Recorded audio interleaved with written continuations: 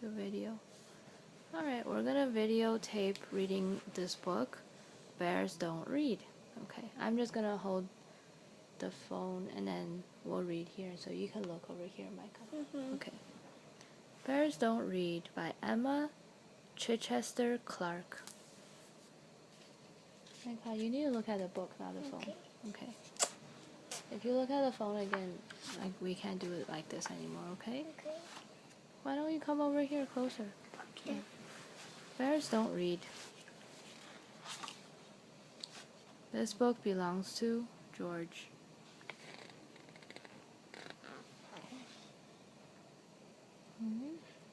Most days, George sat on a bench at the edge of the woods and stared out at the distant hills. He wondered about life. Oh, life is lovely, he thought. Tra-la-la and all that. Look, he has a flower. Yeah, he has a flower. But is this it? He wondered. Is this all there is? His brothers and sisters never wondered about anything. They were perfectly happy chatting, fishing, doing the usual bear things, and telling the same old stories over and over again. But George was bored. He didn't want to do the usual bear things anymore. He wanted other things. But what? He wondered.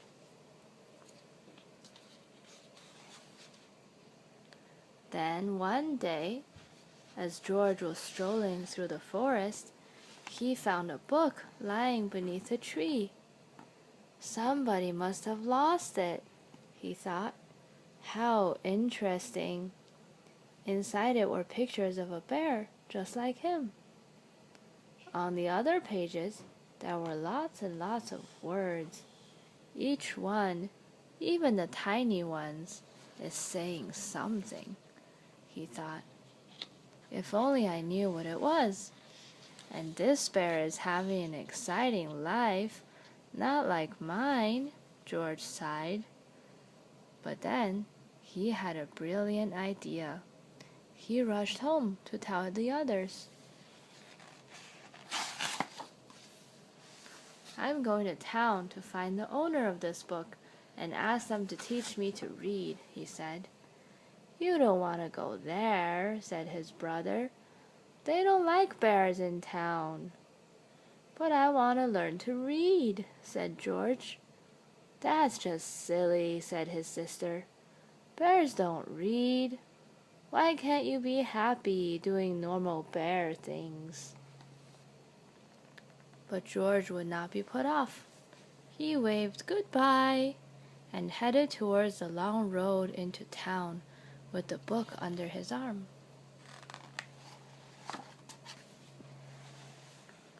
George walked for a whole day and a whole night, stopping to rest on a grassy hill under the sparkling sky.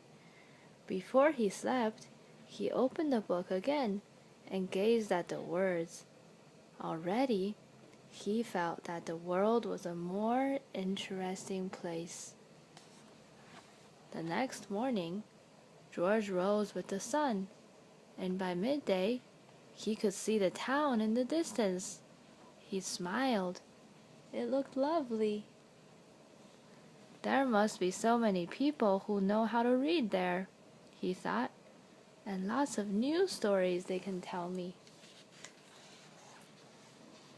But when he arrived, everyone was running. Some were even screaming.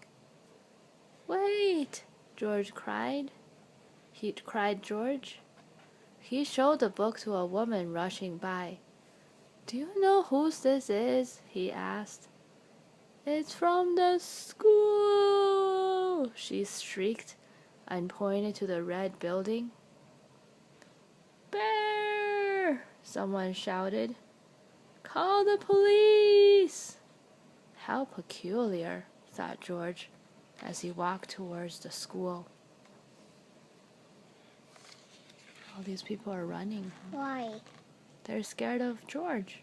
He's a big grizzly bear, right? I thought he's not that sort of a bear. He's not not that scary, right? No.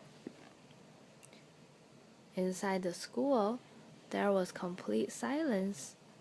Where was everybody? George peered over the desk.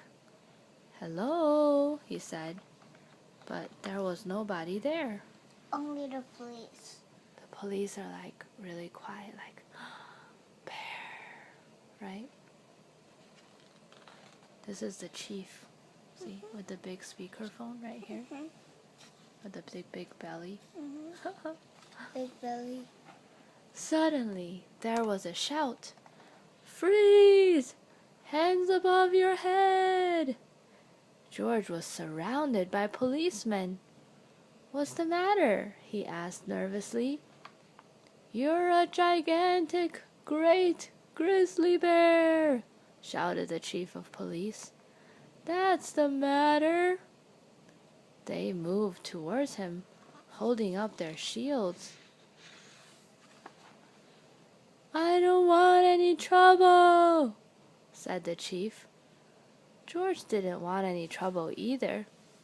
It wasn't his fault he was a gigantic, great grizzly bear. He held the book tightly in his paw. Just then, the doors burst open, and in walked a little girl called Clementine, with her mother. "Hey!" cried Clementine. "That's my book! And that's the bear in my book! Stand back! This is a dangerous animal!" roared the chief. "He doesn't look dangerous to me," said Clementine. "No," said George, "I'm not that sort of a bear at all." Stand back. Yeah. Stand back. Yeah. I was just hoping someone could teach me to read. "Silence!" roared the chief. But Clementine wasn't listening. "I'm learning to read," she said. "We could learn together, couldn't we, Mom?" Clementine's mother looked at George. She could see he was a perfectly nice sort of bear. "I don't see why not," she said. "So you'll take responsibility for this bear, will you, madam?" asked the chief. "Certainly," said Clementine's mother, "and there's no need to shout." She held out her hand to George. "Very pleased to meet you," she said. "Delighted to meet you too," said George. George moved in to the summer house at the end of Clementine's garden, and each day after school, Clementine showed him everything she'd learned. It wasn't long before George knew all the letters of the alphabet. Okay, I'll do this. I can do it upside down. Really? Yeah. Okay, go ahead. D, D, B, B, H, F, F, L, L, T, T, C, C, A, Good job. B, B. Wow, that's really good, Micah. You know all the letters even upside down. Yeah. That's cool. George didn't find reading easy at first. Even though he tried hard, he often made mistakes.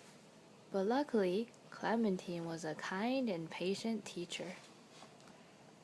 Sometimes the chief came to see how they were getting on. He brought a book of his favorite poetry to read aloud to George. My love is like a red rose. My love is like a red, red rose. Then, one day, Clementine said, "I bet you can read this whole book now, all by yourself." But look at George is painting. Oh yeah, he's painting a house with trees. Yeah, why? Maybe he likes to. It's fun to paint, right? Yeah. George opened it and began. Once upon a time, there was a large brown bear who found a book lying under a tree. He read the whole book, all the way to the end. "Bravo!" said Clementine. "We knew you could do it." And for George, that was just the beginning.